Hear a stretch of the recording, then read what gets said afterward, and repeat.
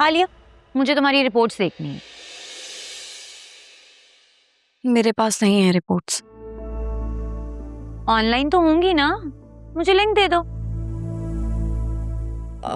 Online भी नहीं है। ये क्या बात हुई? ऐसे कैसे हो सकता है? भाई मुझे नहीं मालूम फिजा, मुझे तंग मत करो प्लीज। चलो हम हॉस्पिटल जाते हैं और दोबारा टेस्ट करवा लेते हैं, ठीक है? फिजा प्लीज, मुझे अभी कुछ नहीं करवाना है। मुझे प्लीज तंग मत करो, मुझे इस टॉपिक पर कोई बात नहीं करनी। यार तुम एक डॉक्टर से टेस्ट करवा कर बैठ गई हो और तुम्हें लग रहा है कि तुम मां नहीं बन सकती हो। तुम्हें पता है इस वक्त हमारी फील्ड में फर्टिलिटी इश्यूज पर इतना काम हो रहा है और दोबारा टेस्ट करवाने में या सेकंड ओपिनियन लेने में हर्ज ही क्या है? फिजा प्लीज, मैं पहले ही बहुत परेशान हूँ, मुझे मजीद तंग मत करो प्लीज। आलिया देखो, मैं तुम्हारे भले के लिए कर रही हूँ। तुम्हें याद है नौशीन आंटी तुम्हें हॉस्पिटल लेके गई थी, उन्होंने टेस्ट करवाए थे। फिर तुम दोबारा एक बार हॉस्पिटल गई थी, तुमने टेस्ट करवाए थे और दोनों बार सब कुछ क्लियर आया था। तो फिर एकदम से ऐसा क्या हो गया कि तुम्हारा मां बनना पॉसिबल ही नहीं है? मुझे ना टेस्ट पर बहुत डाउट है। मैं चाहती हूँ कि एक बार मैं तुम्हारे साथ चलूं और तुम्हारे सारे टेस्ट दोबारा करवा लूं। देखो हम दोबारा से एक बार हॉस्पिटल जाएंगे, दोबारा से तुम्हारे टेस्ट करवाएंगे और इस बार टेस्ट मेरे जानने वाले के पास से करवाएंगे। वो तुम्हें जेन्युइन एडवाइस देगी।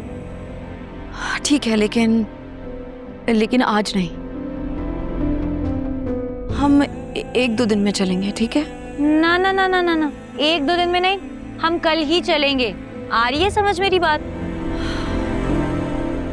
ठीक है, जैसे तुम्हारी मर्जी, लेकिन प्लीज तुम अम्मा या बाबा को इस बारे में कुछ नहीं बताना, क्योंकि अगर रिजल्ट वही आया जो पहले आया था तो वो लोग और ज्यादा दुखी होंगे। ओहो, तुम्हें फिक्र करने की कोई जरूरत नहीं है। तुम्हें बस ये सोचना चाहिए कि तुम कितनी लकी हो, उसमें इतनी अच्छी डॉक्टर जो मिल गई है। मजाक कर रही हूँ।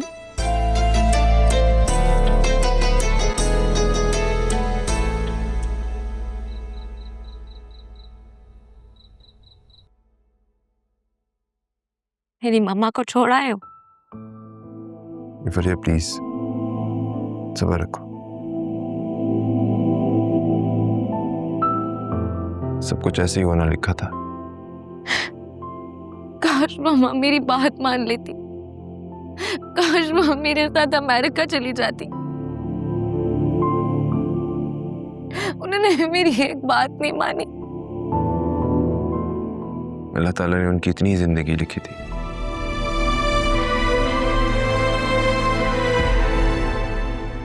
और वैसे तुमने तो उनका बेस्ट ऑफ बेस्ट ट्रीटमेंट करवाया था यहाँ से। तुमने अपनी तरफ से पूरी कोशिश की थी। कैंसर की वजह से भी बहुत कॉम्प्लिकेशंस थे। मैं बिल्कुल अकेली रह गई हूँ बस। इतने बड़े घर में मैं अकेले क्या करूंगी? मेरा है ही कौन? कोई नहीं है मेरा। ऐसे क्यों बोल रही हो तुम? मैं हूं ना तुम्हारे पास। क्या तुम जिंदगी भर यहीं रहोगे?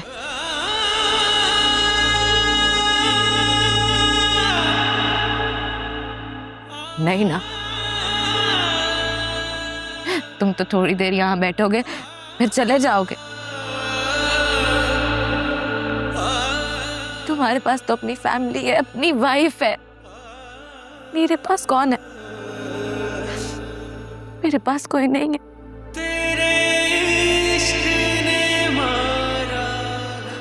बस मैं अकेली रह गई हूँ, बिल्कुल तन्हा। तुमसे एक रिक्वेस्ट है वासे,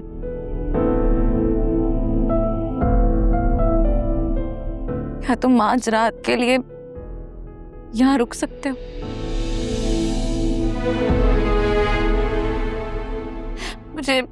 मुझे इस घर में बहुत डर लग रहा है, प्लीज।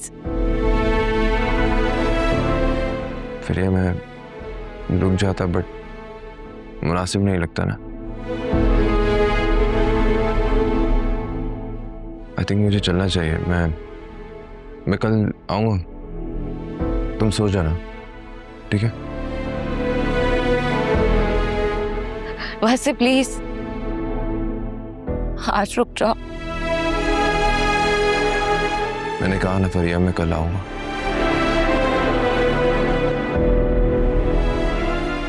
तुम अपना बहुत ख्याल रखना। किसी भी चीज़ की ज़रूरत हो तो मुझे कॉल कर देना, ठीक है? I am just one call away.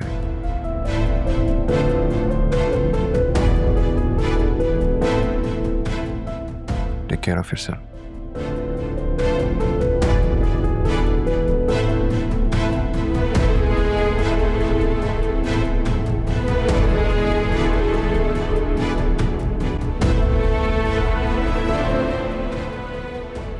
Hello Akram, मेरा एक काम करोगे? हुक्म करो। तुम अपनी मम्मी हजूर के कमरे में जाकर आलिया की रिपोर्ट की पिक्चर्स बनाकर मुझे भेज सकते हो? ओके डन, भेजता हूँ। लेकिन प्लान क्या है? तुम पहले पिक्चर्स तो भेजो, मैं तुम्हें बताती हूँ फिर। Okay okay okay.